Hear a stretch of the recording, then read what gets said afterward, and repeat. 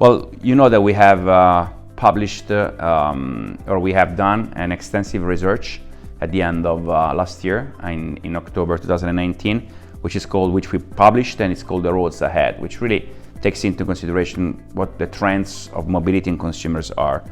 And I think that a lot of very interesting details and information is coming out of this. The number one clearly is that still mobility, you know, is moving from a point A to point B, and you can do that with a lot of means of transportation. The car is still very important. 75 of the respondents, which, by the way, this research has been made across 16 countries, Europe and Asia, so it's very comprehensive. And 75% of people still own a car, and 80% of people, they still think that the car will be, to a certain extent, central to their mobility in the future. So car is still very important. But if you start asking the question, how this is going to change in the life? Do you see the same landscape over the next 10 years? Well, this starts to become very interesting, because at least 54% of the respondents say that car will still be very important, but they are seeing a shift in between ownership and other forms of use of the car.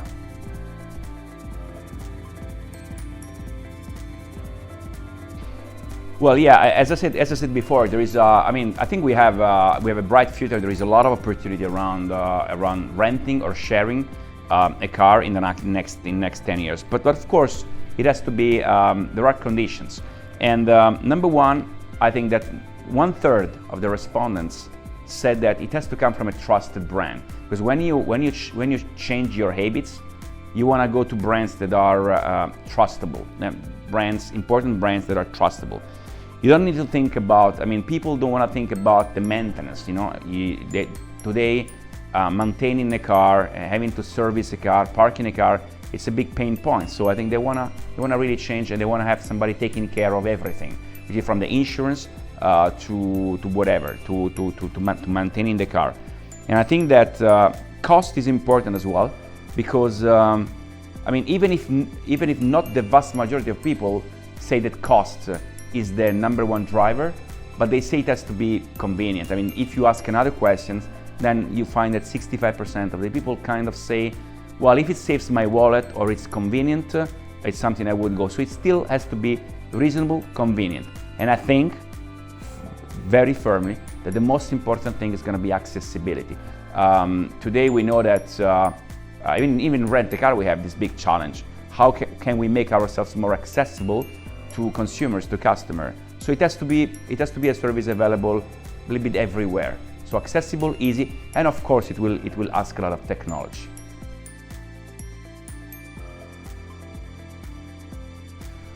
Well, I think that car, as we said before, people still want to drive a car. They don't want to own a car, but they want to drive a car. And I think that the car will be part of a multimodal transport way. Already today, a lot of respondents, they say that they're making journeys, daily journeys are a mixture or a combination already, or maybe a car and a public transportation, a car under different forms, or a bike. Car will be still probably central to their mobility needs, but maybe in conjunction with other means, which could be public transportation, which could be a bike, which could be a small trottinette, like they say in France. And you know that now within this pandemic, people are thinking, okay, how do I do the last mile? Is it still with a car? So I think that car will be still central, will be maybe a part of a multimodal journey that encompasses, of course, public transportation and other means of transportation.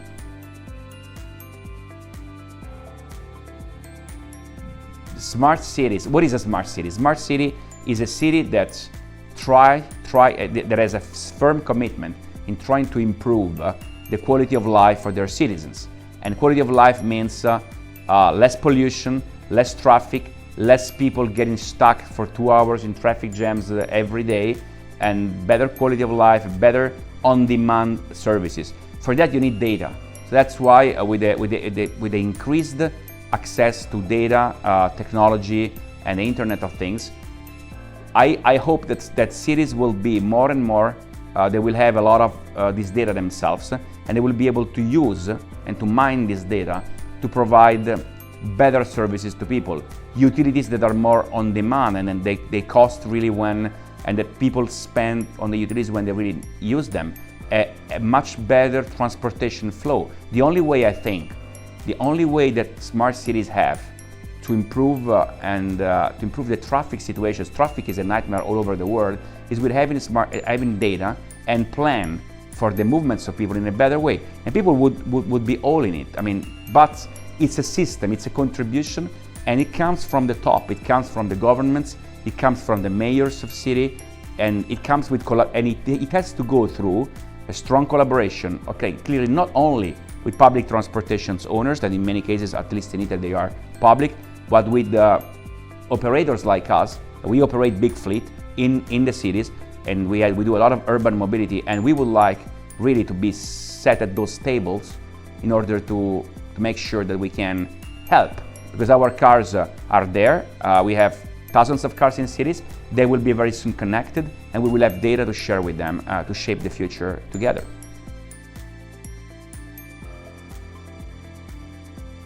Well, as I said, technology is going to be key. It's going to be paramount in our future. And I think that, I mean, the 5G will really be a game changer.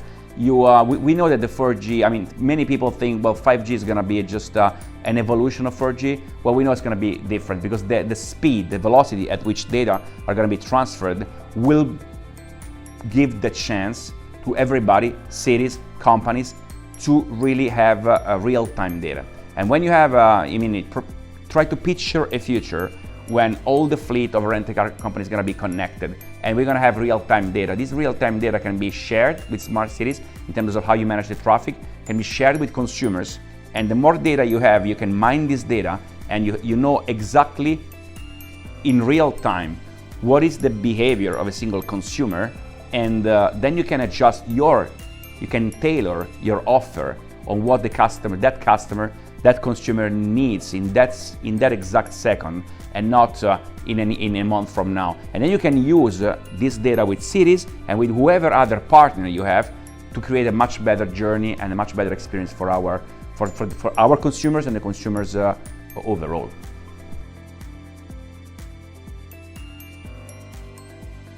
Well, listen, I know it's a concern, but I don't think it's a deal breaker.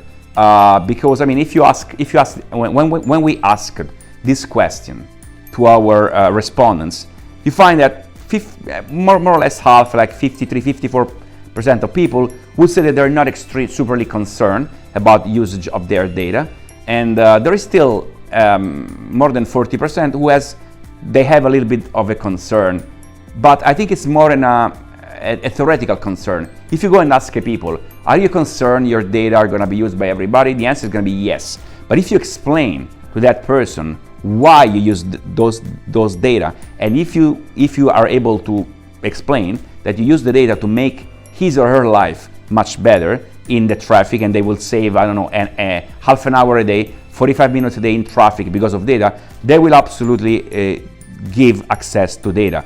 Privacy is a concern, but you need to explain why you need it for. Well, I think a great role. I think we have a bright future if we are able to capture with technology. We can have, let's put it like this: we can have a bright future. We gotta be smart and fast in a way to develop our technology platform. We see a system. We see that the best thing is partnering with other entities, and I would really stress the word partnership, so that we can build a system together. And this is going to be the famous mobility system everybody speaks about, and the mobility as a service. But that's really how can the governments, public transportation, the smart cities, rent-a-car company, and other companies who are involved in mobility and public transportation, how you can bring all this together and into a system that is everybody puts something, and then you are part of this journey and of this ecosystem. I want to stress two things. One is, we said that people will shift from ownership to use, and And this, for us, we see it already. Every time we go out and we speak to a person, they ask us about their, do you rent cars and what is the price? Because I wanna get rid of my cars. What is the cost?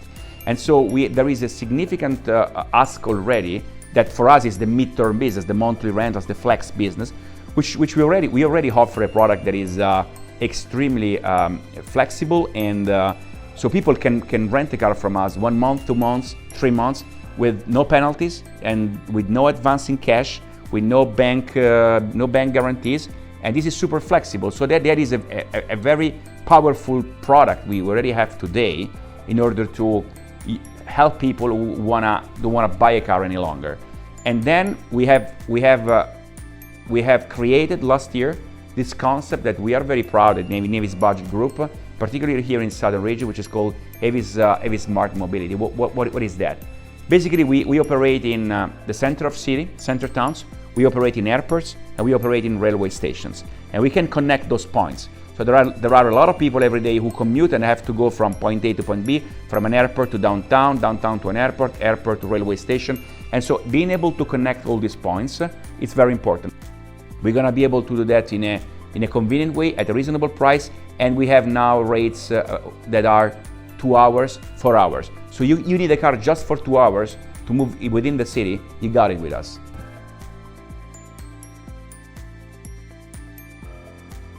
Well, that's a great question, and something that we will need a little bit of a crystal ball. But this pandemic has really changed the paradigm of the way we operate, and it's really pushing us to make consideration, because we are in the value chain of mobility and tourism, and we are the most impacted sector. I don't say anything new.